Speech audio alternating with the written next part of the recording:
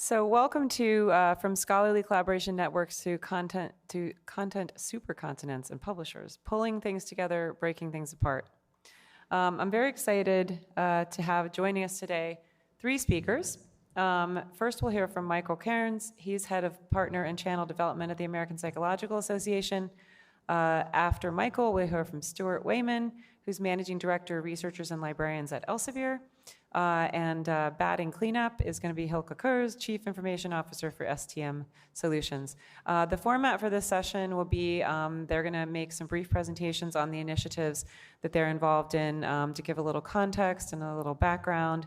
And then I've got a few questions teed up for them, and we'd love to be able to get to your questions as well. So we should have plenty of time for that. So I'm going to hand over to Michael.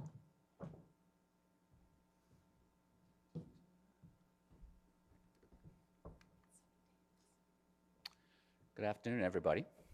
Thanks for joining us. As Heather said, I am the head of partner and channel development for the APA, American Psychological Association.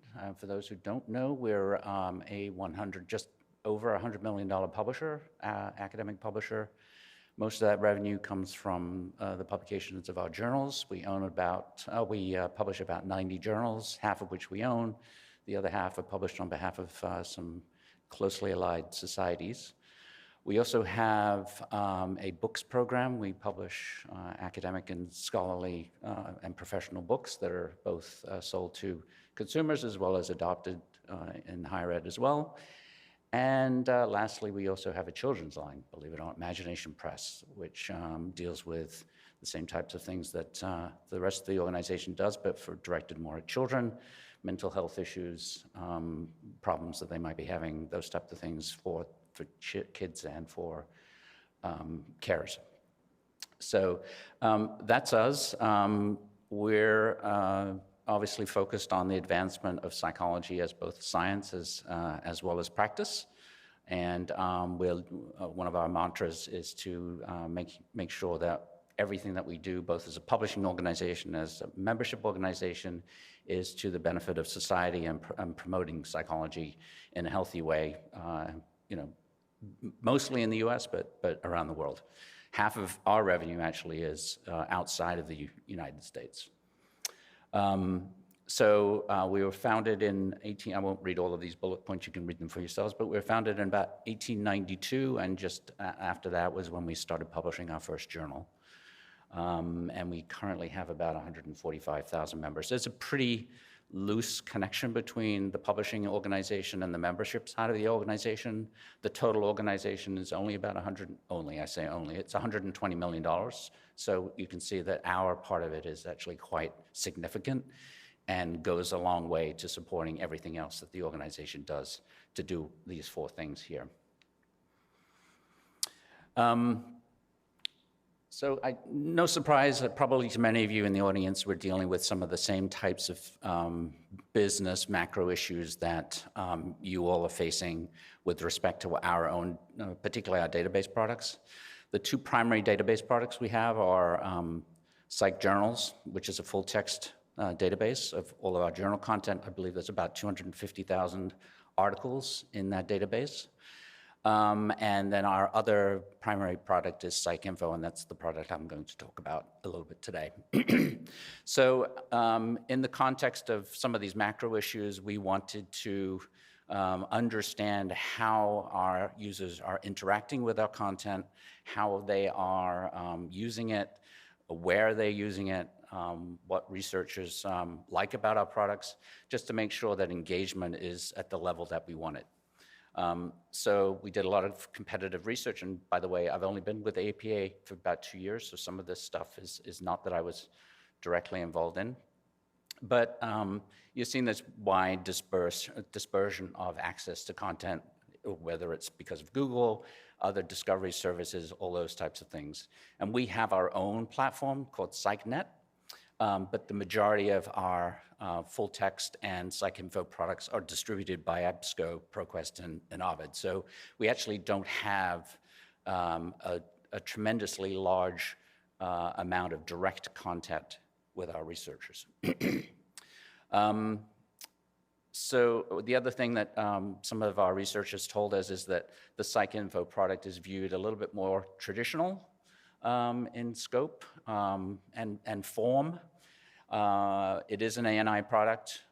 It's got about, I have some stats on this in a few seconds, but about just over 5 million articles are cited in this database.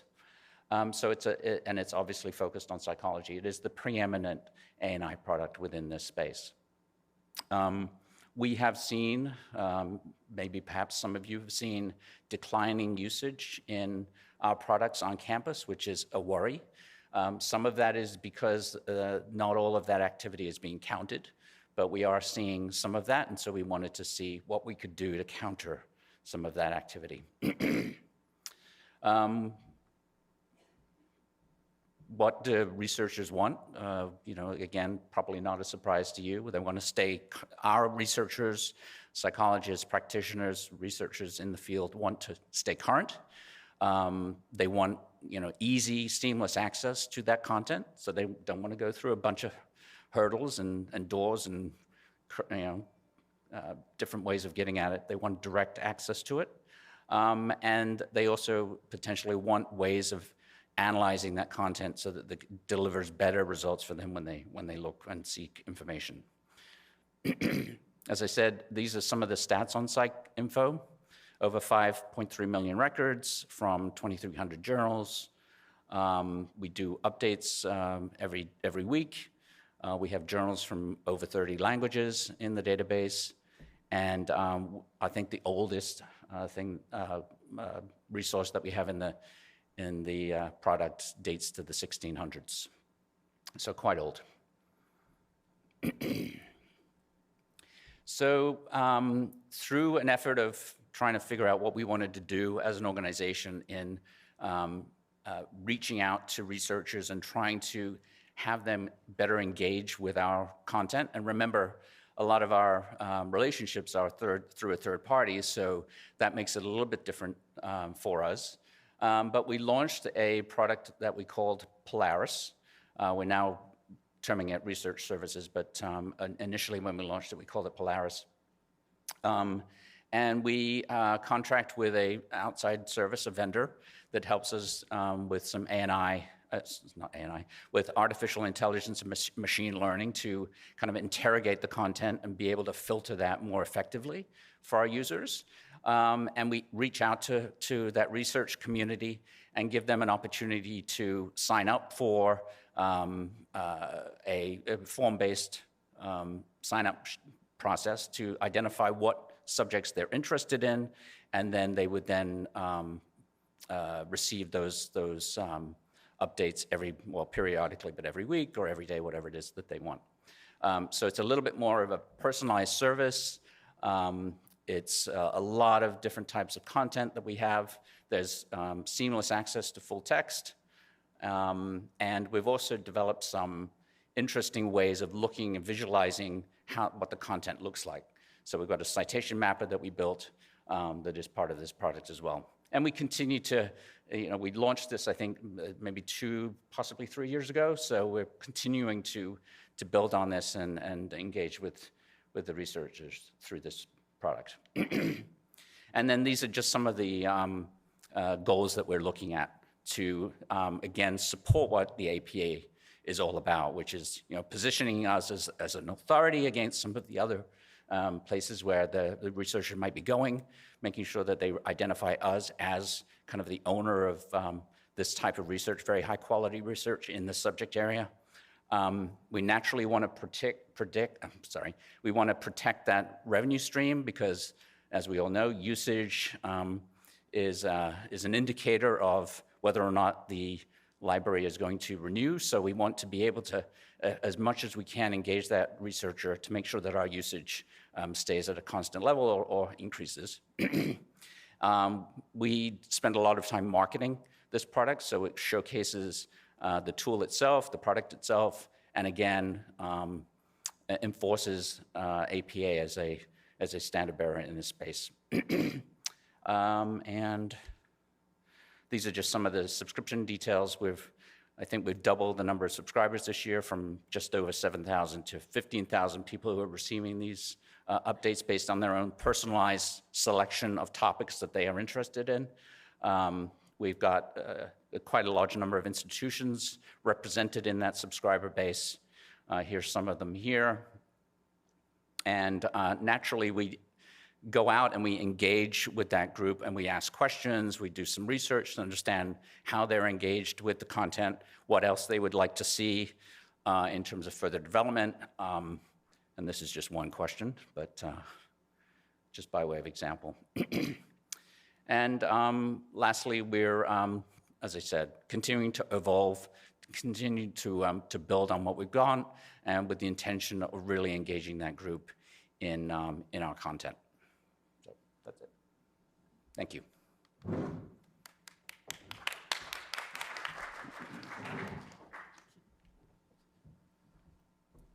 Thanks, Michael. My name's Stuart Whayman. I'm the Managing Director for our Researcher and Librarians Solutions at Elsevier. And this afternoon, I'm going to be sharing some of the work we've been doing on content syndication on ScienceDirect. But before we get there, I thought we'd just pose the question and make sure we're all clear what we mean by content syndication. Quite often go straight to the language and assume everybody's on the same page. But what we're talking about is something relatively simple. We're just saying that content can be published in multiple places. And of course, that's obvious in an open access world. Content appears in lots of different places. But actually, this is something a little bit more intentional than just it being posted in lots of different places. This is about a relationship where that content is syndicated, passed from maybe one publisher to another publisher, one organization to another organization, to allow that content to be shared and to reach a wider audience. Which really brings us to what's the benefit of that? I'm going to put this in the context of ScienceDirect, but really there are 4 sets of stakeholders, all of whom get something from content syndication. And it all starts for us with the researcher as a reader. This is the reason why we started doing content syndication. ScienceDirect has been around for over 20 years, but when we do user research, so many of our users who come and search the platform, and we get around 650,000 searches every day, they search Elsevier content, but the feedback that we've had consistently for time and time again is, we want to be able to search more than just Elsevier content using ScienceDirect. And so that is what we've been exploring. How do we enable that? How do we give a more comprehensive search and discovery experience? How do we do that in a place where researchers come because they trust the content's there that is there to start with? So readers get something out of that because they're able to explore more content than just one publisher. Second group who get something out of this is authors. So an author publishes their article. Of course, it can appear in lots of different places depending on the license type. Authors want that broad reach, but actually authors want more than that. Again, they want to meet the right audience in the right place and to be represented by a site that actually provides trusted content. So that's authors. The third group is librarians. So content syndication improves the return on investment for all of the stakeholders, and in particular librarians. So subscriptions that have already been bought now can be accessed from multiple places. And Hylke will speak a little bit more about the plumbing involved with this work shortly. But actually we use a technology called GetFTR, which ensures that librarians, that users can actually access, they have the rights to that content. And that happens frictionless. So librarians who've paid for the subscriptions, their users now can access that content from multiple places. And it also expands the ROI when it comes to publishing. So for librarians who are also putting their hand in their pocket for publishing services, like authors, that money is going further because those articles are found in more places. And then for publishers, and this is the thing that our pilot over the last 18 months has particularly been testing, it actually drives incremental traffic and incremental engagement over a publisher's own platform. It doesn't cannibalize, it helps to increase the reach of their content too. So I don't know about you, but I love win-win solutions. This one's a win-win-win-win solution, which sounds amazing, but is amazingly true. And that's one of our findings from our pilot. Why did we start with ScienceDirect? And maybe before I get to the results of the pilot and explain that, just to say a little bit about ScienceDirect and why this was a natural starting point for a content syndication pilot. As I mentioned before, ScienceDirect already has enormous reach. It has 650,000 searches every day. 20 million researchers come to ScienceDirect every month. And because of that, it is one of the top 200 websites on the web. And we're constantly investing in it. And one of the things we're most proud of this year was the fact that we were ranked as #1 amongst the most accessible homepages out of the top million homepages on the internet. Should also say that ScienceDirect, as I said, has been around for 20 plus years. Whoever came up with the name ScienceDirect actually needs some sort of prize, because of course it comes with the idea that it's not just Elsevier. It's quite a neutral name, and so actually it's very natural for users to expect that there's more content. And so again, it's a place that is a natural home for more than just Elsevier content. With our pilots, we started around 18 months ago, and our original pilot was in organic chemistry. So picking a topic where users would come and they would find content from multiple publishers on a particular subject. And we've hosted content from Wiley, Taylor and Francis, American Chemical Society, Royal Society of Chemistry, IUCR, and then subsequently also Brill. And we've now got over 120,000 articles from more than 50 journals. And that number is growing pretty much on a weekly basis at the moment. Where we started was predominantly with subscription content, so publishers trusting us to manage that authentication of their subscription and the rights. And initially, over 90% of the content that we've been syndicating has been subscription. But it's not just subscription. It's also open access content. And increasingly, over the next few weeks and months, I expect that open access proportion to grow significantly. As I mentioned already, we use GetFTR to help us in that. We've got a significant flow now of new publishers who are waiting to join, and we're just waiting to help them technologically to ingest their content and to make it available through ScienceDirect, as well as increased volumes from the original pilot members.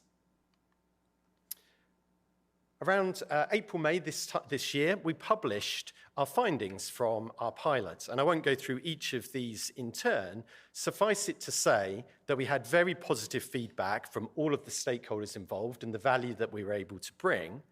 And we measured the incremental usage and traffic that it was able to bring to individual articles. And you can see there with the last statistic on this slide, that individual journals in the pilot saw increases of up to 18.8% in their total reach, over and above the traffic that they would have been getting previously. So before I hand it over to Hylke, I'll just pause and wrap this up by saying, content syndication on ScienceDirect, our goal is really to help researchers to read content in a trusted environment and to increase that global exposure to high-quality journals. We're looking to expand the initiative, and we're doing that on a weekly basis at the moment. And it's shared infrastructure that Hylke's now going to talk about that really is helping to extend this value of existing systems and existing journals between publishers for the benefit of researchers, authors, and librarians. So with that, I'll hand it over to Hylke.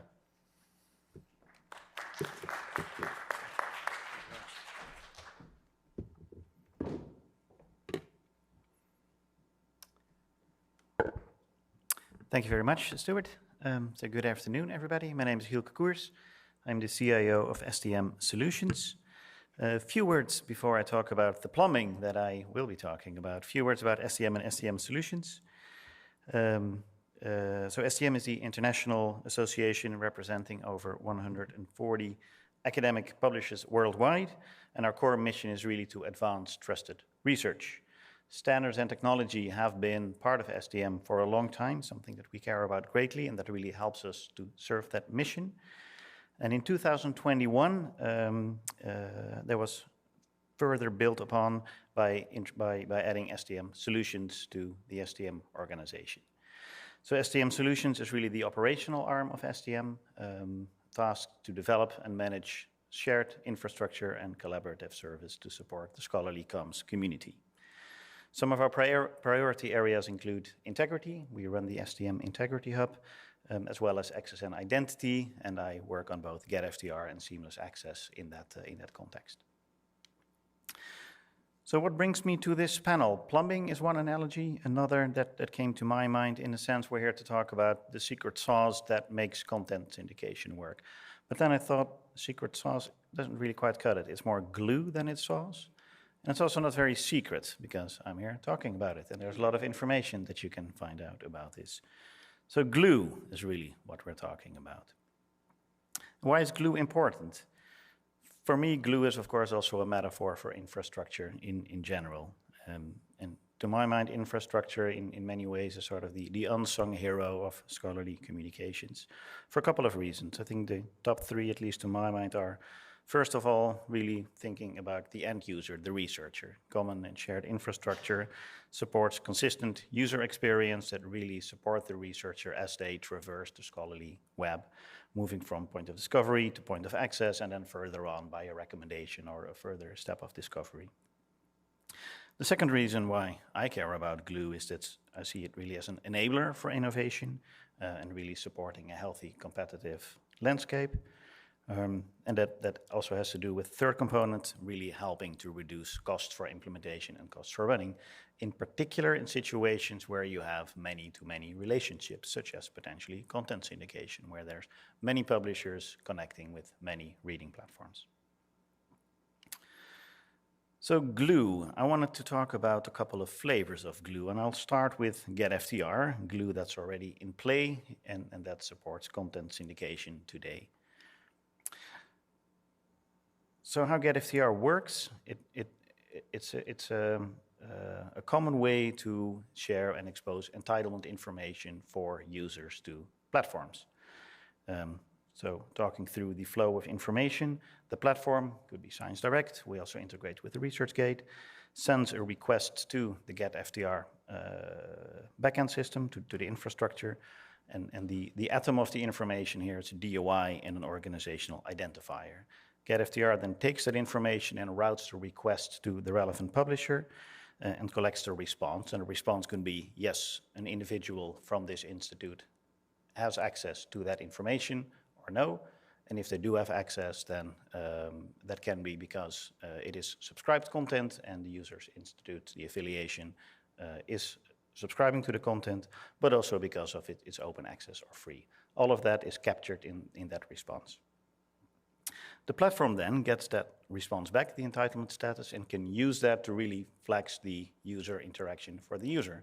So it can display the content within the platform, really at the point where the user is at, or it can do something else, but really alert the reader, the researcher, to the fact that they have access to the information and provide a user experience that's different compared to a user that is not entitled. Also, I wanted to note that in this exchange, there is no personal data about the researcher other than the institute that they are affiliated with. So that's the only information that travels back and forth. And that is, it's a very precise thing, right? It's scoped very narrowly, but our user research is telling us that this is really a problem that nags a lot of researchers time and time again. If they have a search result list and you don't really know which articles you get access to, it interrupts your flow, it interrupts your thinking, it's context switching. So being able to know ahead of a click that you will have access to a certain material is really, well, a time saver, but also saving a lot of anxiety and a lot of frustration. I also think that GetFTR is a good example of the value of this type of infrastructure. This is much easier to integrate and to scale out as a central service compared to having to maintain. And the alternative would be having a lot of one-on-one relationships between reading platforms and publishers. Even better, we also know that it works. Here's a couple of case studies, and I won't go through that in a lot of detail, but they're available on the GetFTR website. But we know from experience that GetFTR is indeed helping to boost traffic and usage to the content that is made available via GetFTR pathways. And also that for services that integrate with GetFTR, that it can really help to develop, to deliver more personal, more valuable user experiences.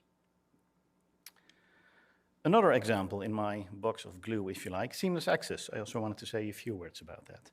Seamless access really helps to deliver common, recognizable, trusted authentication flows by, again, providing the researchers with consistent UI elements and a Remember Me functionality to make it easier for them to log in to a particular service or a particular publisher's website via their home institute.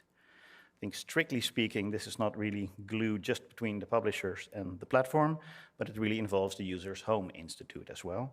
But still, like GetFTR, it helps to support and deliver a more harmonized user experience and improving the interoperability also between reading platforms and publishers. I won't go into seamless access in as much detail or about the underlying protocols, but if people are interested, we can speak about that later or in the panel discussion. Two more elements in the box of glue that I wanted to just briefly touch upon, and again, we can maybe pick up on it in a bit more detail in the panel discussion. The first is usage data, sharing data about usage between the different parties. Stuart, you already alluded why that is important and why that really speaks to the win-win-win-win situation. There's a couple of standards that are in play there in central services as well. Of course, there's counter reports as the very well-established way to share reliable usage information data between publishers and libraries. That does that job very well, I think, but it was not designed with the situation of having content in a lot of different places out there. You can sort of make it work, but it's really not optimized for that use case. On the other end, you have a project called Distributed Usage Logging that was run between Counter and Crossref a couple of years ago.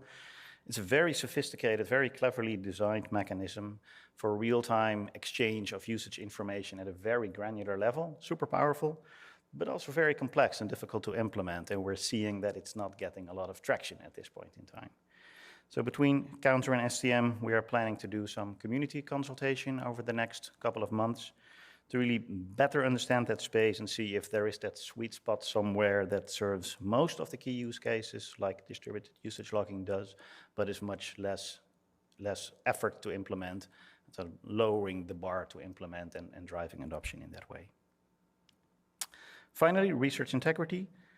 This is very early thinking, but the reason we're thinking about this also in this metaphor of different flavors of glue, if you like, is that publishers feel that they do have this durable, lasting responsibility for the version of record and see them as the custodians of being that version of record, of supporting the vision of record, which also means a responsibility to signal any changes that might happen, updates, retractions, errata, and so on and so forth.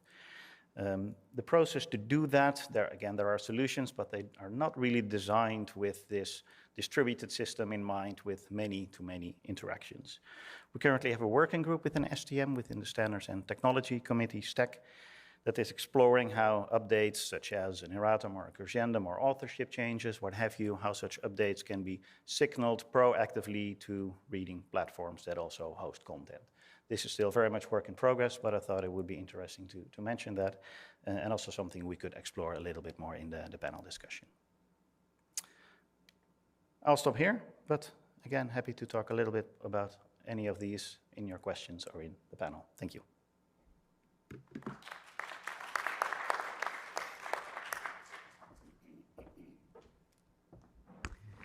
Thanks so much to all of our speakers. I want to just ask a couple questions before we open it up to you guys.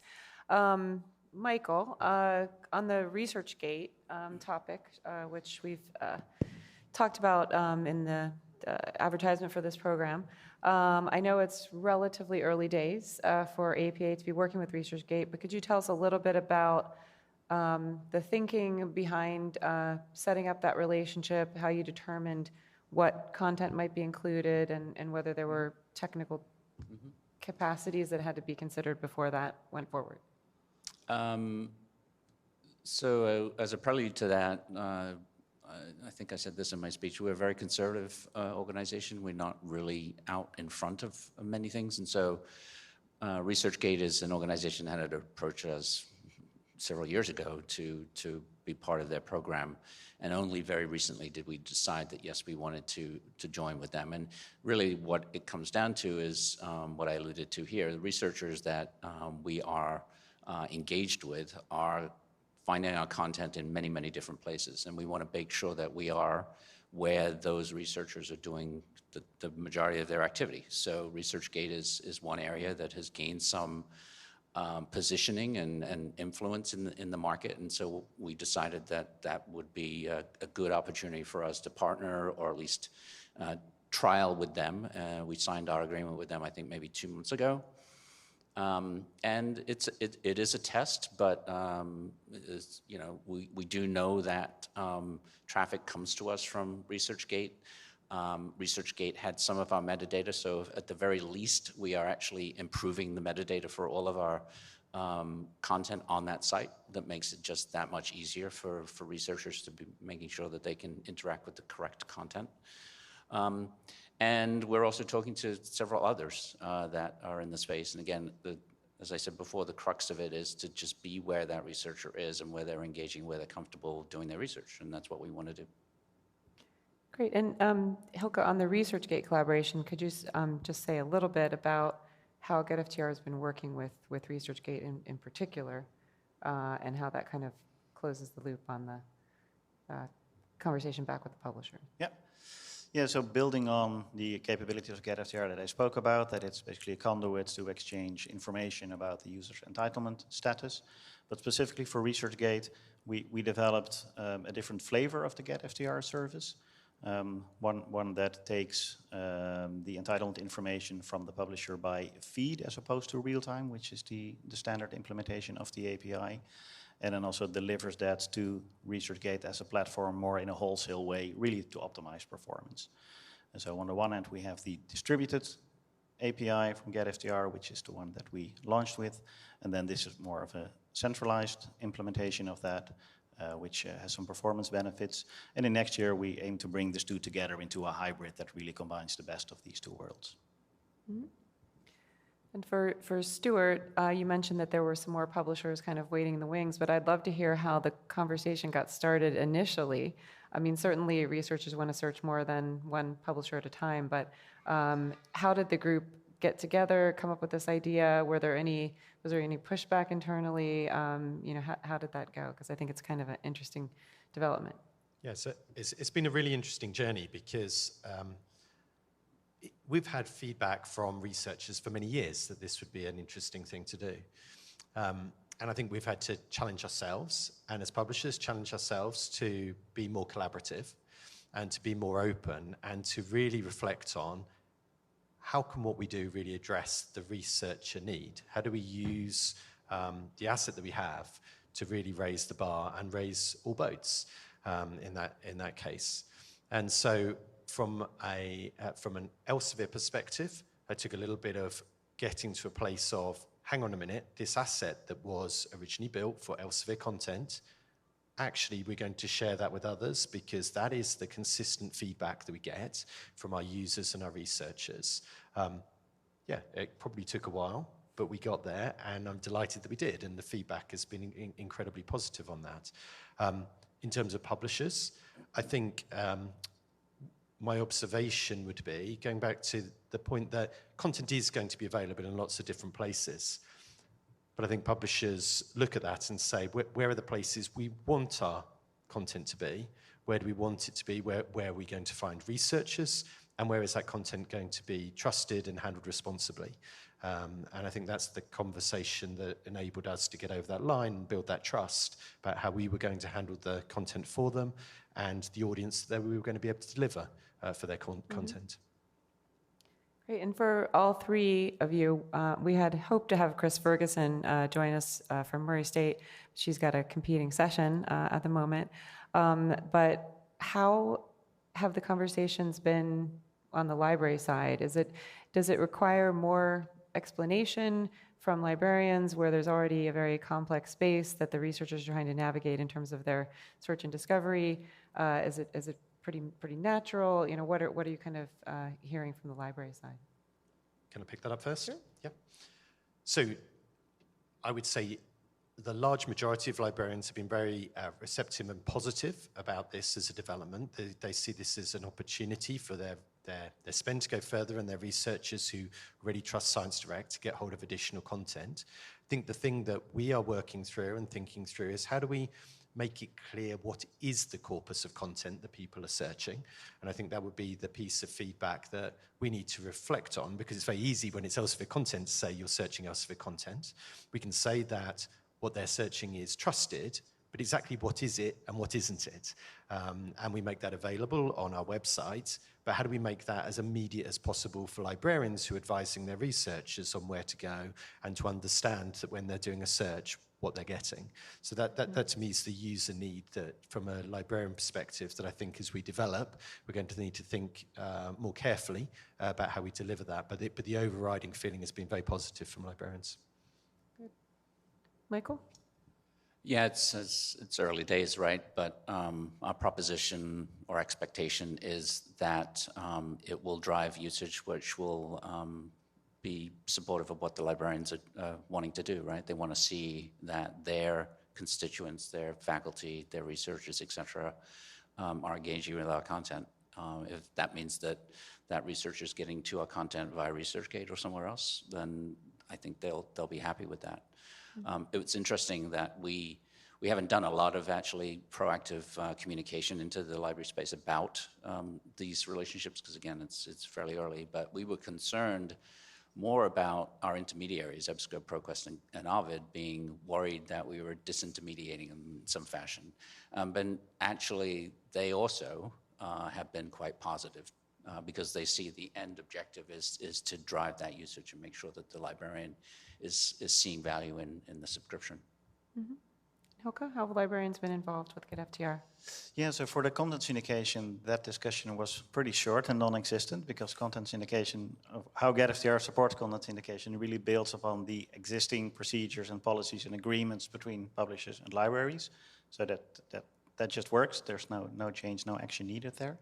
And I should also say GetFTR is really here the support act, right? Of course, we only support this for those publishers and platforms that have content syndication agreements in place and that wish to use GetFTR for that purpose. But there are other ways in which librarians can benefit from GetFTR. Shameless plug, there is a session tomorrow by Erica Bortman who will do a 10-minute presentation about a GetFTR browser extension, which is something that patrons themselves can install in their browser and benefit from the power of GetFTR without having to rely on the discovery services themselves integrating with GetFTR. So there is a GetFTR browser extension. You can find it in the Google Chrome store and in some of the other stores. If you install it, that gives you the indicators and some of the quick access routes via GetFTR in the hands of you directly into the browser. Can I just add one other piece that Sure. has been positive as well is the reporting.